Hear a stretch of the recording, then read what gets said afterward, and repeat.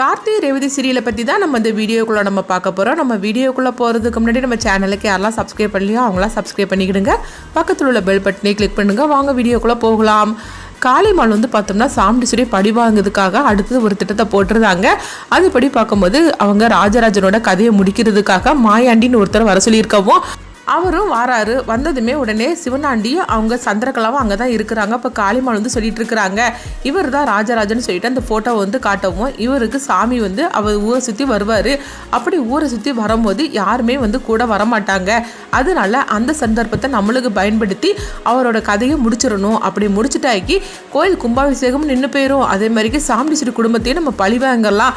ஜென்மத்துக்கும் அந்த கிழவியோட சாமுண்டீஸ்வரி ஒன்று சேரவும் மாட்டா. அப்படிங்கவோ இது எல்லாமே கேட்டதுமே சந்திரகலாவும் சிவனாண்டியும் சந்தோஷப்பட ஆரம்பிச்சிருந்தாங்க. அப்போ சந்திரகலா சொல்கிறாங்க, என்ன இருந்தாலும் சரி தான், எங்கள் அக்காவோட கணவராச்சு, அது நினைக்கும் போது கொஞ்சம் கஷ்டமாக தான் இருக்குது. அப்படிங்கவும் என்ன சந்திரகலா, உனக்கு உங்கள் அக்காவே பிடிக்காது, அப்புறமா என்ன அக்காவோட கணவர் அப்படின்னு சொல்லும் போது, ஆமாத்த நீங்கள் சொல்கிறது கரெக்டு தான், எப்படி இருந்தாலும் சரி தான், எங்கள் அக்காவோட வாழ்க்கை நாசமாகணும், அவளே இல்லாமல் போனாலும் பரவாயில்ல, ஆனால் நான் நினச்சது நடந்தாகணும் அப்படின்னு சொல்லிட்டு இருக்கவும், நீ கவலைப்படாத சந்திரா, நம்ம நினச்சதெல்லாம் நடக்க போகுது அப்படின்னு சொல்லிட்டு இருக்கவும், அதுக்காக தானே இந்த மாயாண்டியை வெளியூர்லேருந்து வரவழைச்சிருக்கிற அப்படின்னு சொல்லவும், மாயாண்டி நான் சொன்ன மாதிரிக்கு நீ செஞ்சு முடிச்சிடணும். அவன் ஊரை சுற்றி போகிறதுக்காக இங்கேருந்து கோயிலேருந்து கிளம்புவான். ஆனால் கோயிலேருந்து கிளம்பப்பட்டவன் வரும்போது அவனுடைய கதை முடிஞ்சதை தான் வரணும் அப்படின்னு சொல்லவும், என்கிட்ட தான் நீங்கள் சொல்லிட்டீங்களா, நீங்கள் ஒன்றும் கவலைப்படாதீங்க அப்படிங்கவும், உடனே என்ன மகனை பார்த்துட்டு இருக்கிற, அவனுக்கு வேண்டிய பணத்தை கூட அப்படின்னு சொல்லவும், உடனே சிவனாண்டியும் மாயாண்டி கிட்ட பணத்தை கொடுக்குறாங்க. இன்னைக்கு ராத்திரி இது ஆரம்பிக்க போகுது, அதனால நீ ராத்திரி கரெக்டாக அந்த நேரத்துக்கு வந்துன்னு சொல்லவும், உடனே மாயாண்டி சரி அப்படிங்கிறாங்க. அடுத்தங்க பார்த்தோம்னா சாமுண்டீஸ்வரி தான் காட்டுறாங்க.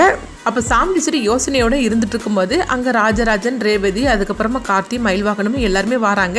என்ன ஈஸ்வரி என்ன யோசனை பண்ணிகிட்டே இருக்கிற அப்படிங்கும்போது, இல்லைங்க எனக்கு என்னமோ உங்களை அனுப்புறதுல எனக்கு கொஞ்சம் கூட விருப்பமே இல்லை அப்படிங்கிறாங்க. என்ன ஈஸ்வரி நீ இப்படி சொல்லிட்டு இருக்கிற, அதை கிடைச்சதுக்கு நான் பாக்கியமாக நினைக்கிறேன்.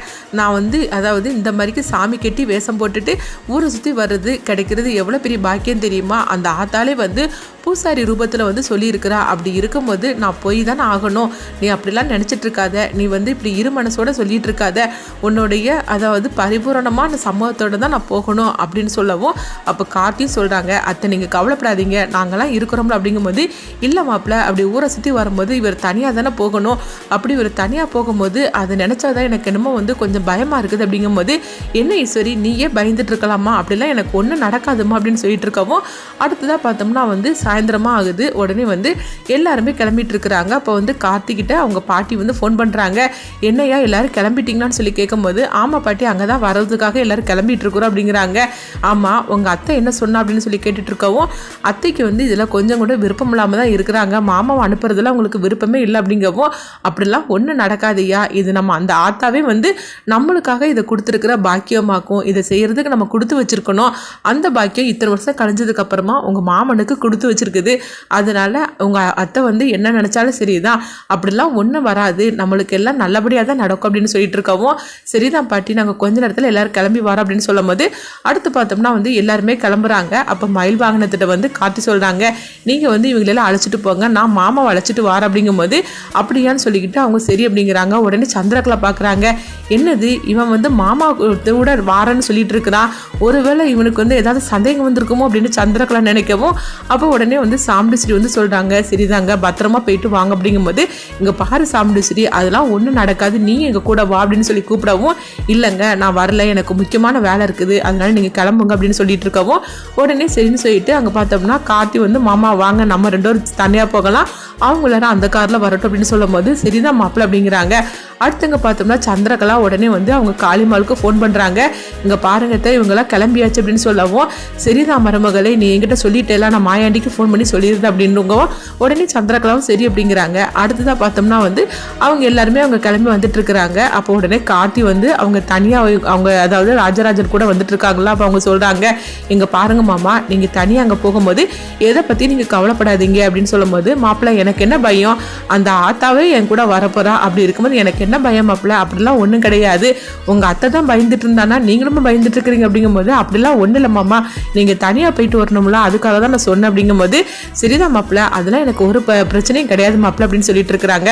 அடுத்ததாக பார்த்தோம்னா எல்லாருமே கோயிலுக்கு வந்துருந்தாங்க. கோயிலுக்கு வந்ததுக்கப்புறமா அப்போ ராஜராஜன் வந்து பூசாரி சொல்கிறாங்க, குளிச்சுக்கிட்டு இந்த ட்ரெஸ்ஸை போட்டுட்டு வாங்க அப்படின்னு சொல்லவும் உடனே வந்து ராஜராஜனும் வந்து குளத்துல போய் அவங்க குளிச்சுக்கிட்டு அதுக்கப்புறமா வந்து அவங்க ட்ரெஸ் எல்லாம் வந்து மாற்றிக்கிட்டு வராங்க.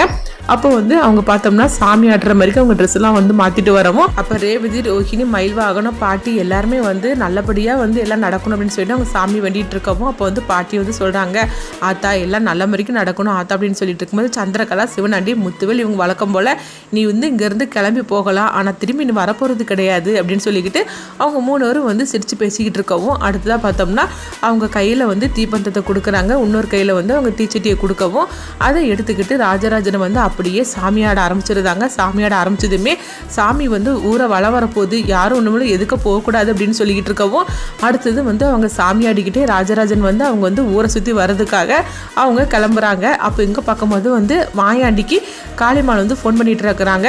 அதாவது ராஜராஜன் வந்து அவங்க ஊரை சுற்றி வர்றதுக்கு கிளம்பிட்டான், நீ ரெடி ஆகிட்டலான்னு சொல்லி கேட்கும்போது ஒன்றும் கவலைப்பட வேண்டாம், நாங்கள் தான் இருக்கிறோம் அப்படின்னு சொல்லிட்டு இருக்கவும் உடனே வந்து அவங்க சொல்லிட்டு இருக்கிறாங்க, அங்கே பாரு உயிரோட வரப்பட்டவா அவங்க கதை முடிஞ்சு தான் வரணும் அப்படிங்கும்போது ஒன்றும் கவலைப்பட வேண்டாம், நீங்கள் என்கிட்ட கொடுத்துட்டீங்களா, அது நடந்து முடிஞ்சு போச்சுன்னு சொல்லி நினச்சிக்கோங்க அப்படின்னு சொல்லிட்டு இருக்கவும் அடுத்துங்க பார்த்தோம்னா ராஜராஜன் வந்து அவங்க கோயிலை சுற்றி வரதுக்காக அவங்க கிளம்பி போயிட்டு இருக்கிறாங்க. அப்போ ஒரு கட்டத்தில் வரும்போது ஒரே காடு மாதிரிக்கு இருக்குது. அப்போ அதுக்குள்ளே வந்துக்கிட்டே இருக்கும்போது அப்போ பார்க்கும்போது மாயாண்டி சில ஆட்களோட வந்து இறங்குறாங்க. இறங்குனதுமே வந்து நேராக அவங்க ராஜராஜன் முன்னாடி வந்து நின்றுட்டு இருக்கவும் ராஜராஜன் வந்து ரொம்பவே சாமி வந்து அவங்க உக்கரமாக இருந்துட்டு இருக்கிறாங்க. அப்போ என்ன அப்படின்னு சொல்லிக்கிட்டு உடனே மாயாண்டி வந்து அவங்க கதையை முடிக்கிறதுக்காக வரக்கூடிய நேரத்தில் கரெக்டாக வந்து பார்த்தோம்னா அங்கே கார்த்தி வந்துருந்தாங்க. வந்ததுமே அவங்க அடின்னு போட்டு அடித்து வெளுத்து வாங்கிட்டு இருக்கிறாங்க. சாமி என்னன்னா அப்படியே வந்து ஊரை சுற்றி வந்துக்கிட்டே இருக்குது. கார்த்தி இங்கே ஒவ்வொருத்தரையும் அடித்து வெளுத்து வாங்கிட்டு இருக்கிறாவும் அப்போ வந்து உடனே கார்த்தி நினைக்கிறாங்க, எனக்கு தெரியும் இது எல்லாம் அப்படிலாம் நடக்கணும்னு தெரியும், இது எல்லாமே வந்து அவங்க போட்டு திட்டமாக தான் இருக்குன்னு சொல்லிட்டு நினைக்கவும் அடுத்துதான் வந்து அவர் வரமாட்டார் அப்படின்னு சொல்லிக்கிட்டு இங்கே சிவனாண்டி, முத்துவேல், சந்திரகலா எல்லாம் சந்தோஷப்பட்டு இருக்கவும் அப்போ கோயிலை சுற்றி பார்த்தோம்னா அவங்க வந்து ராஜராஜன் சாமி அடிக்கிட்டே வந்துருந்தாங்க. அப்போ உடனே வந்து பாட்டி வந்து சொல்கிறாங்க, வந்தாச்சு இது ராஜராஜன் சாமி அடிக்கிட்டு வந்தாச்சுன்னு சொல்லிட்டு இருக்கவும் இதை பார்த்ததுமே உம்மனரும் அதிர்ச்சி அடைகிறாங்க. என்னது மாமா வந்துட்டார் அப்படின்னு சொல்லிட்டு சந்திரகலா கேட்கவும் உடனே வந்து முத்துவேலும் சிவனாண்டியும் பார்க்குறாங்க. ஆமாம் இவன் எப்படி உயிரோட வந்தான் அப்படின்னு சொல்லிட்டு இருக்கவும் மாயாண்டி தான் வந்து இவனை உயிரோட விட மாட்டானே, என்னாச்சு தெரியலன்னு சொல்லிட்டு இருக்கும்போது அடுத்ததாக பார்த்தோம்னா வந்து ராஜராஜனை சாமி ஆடிக்கிட்டே வந்துடுவோம். அப்போ அவங்க பின்னாடியே கார்த்தியும் வராங்க.